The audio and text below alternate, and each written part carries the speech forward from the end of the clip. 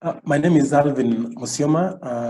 I work at the Tax Justice Network Africa as the executive director. The organization was founded really to support domestic resource mobilization in the continent out of the recognition that development financing needs to be sustainable, it needs to be reliable, and tax is recognized as the one that can guarantee regular flows to state coffers, beyond also creating a contract between citizens and their government. So the essence of tax in that regard as a tool for development and poverty elevation in the continent is the core mandate of the organization. And we work across 18 African countries with over 36 member organizations who we provide support to be able to influence and ensure that citizens' voice are included in the design and the implementation of tax policies across the region. I think that the COVID crisis has really re-emphasized or given more ammunition to the arguments that we have been making.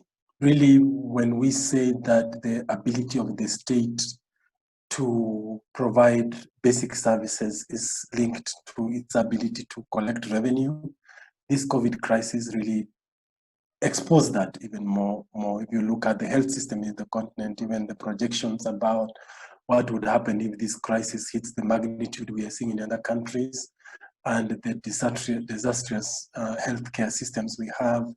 The messaging we have been making all along was that for governments to be able to invest in healthcare systems, to be able to invest in education and infrastructure, they need to close the loopholes that are facilitating revenue leakage. The governments in many African countries are now caught at crossroads. On one side, of course, they need to be able to put in place quick response mechanisms on this crisis, but at the same time provide reliefs to companies and individuals under distress. So on one side, you need to raise revenue to invest in the emerging urgent issues and demands, but at the same time, you need to give away revenue in terms of reliefs and to vulnerable communities, to companies that are closing up, hotel industries and service industry. So in that crossroad, really has helped us in kind of the conversations we have had with our contacts as government is really like, beyond this crisis, we need really to refocus on domestic resource mobilization, because even after the crisis, the 8 taps that were already drying up, they are going to dry up even more. I think that once you provide a particular relief, particularly to citizens, it becomes really, really difficult to reintroduce it again. You have to, like any tax gain, particularly personal income tax or value-added tax that the government have, once I think they go down, it will require quite some energies to be able to, and the economy must really perform. We must experience some kind of tremendous economic growth for countries to reconsider that. That's one point. And the other thing is that these tax reliefs, particularly of the lower income categories, are very welcome. However, the statistics in many African countries is that 85 to 90% of the workforce is in the informal sector.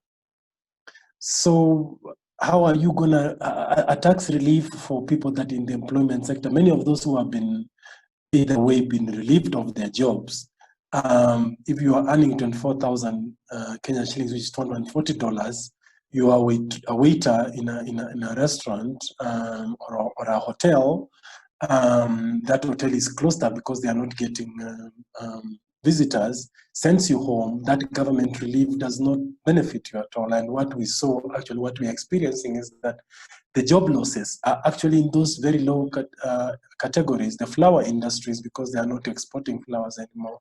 So those reliefs are not meeting the need because of the economic structure of many of our countries, the informality that we're able to see. So what we have been pushing here is to go beyond that, while recognizing that you need to give those cuts, it's important, but you need to go beyond that by establishing special funds for the vulnerable communities.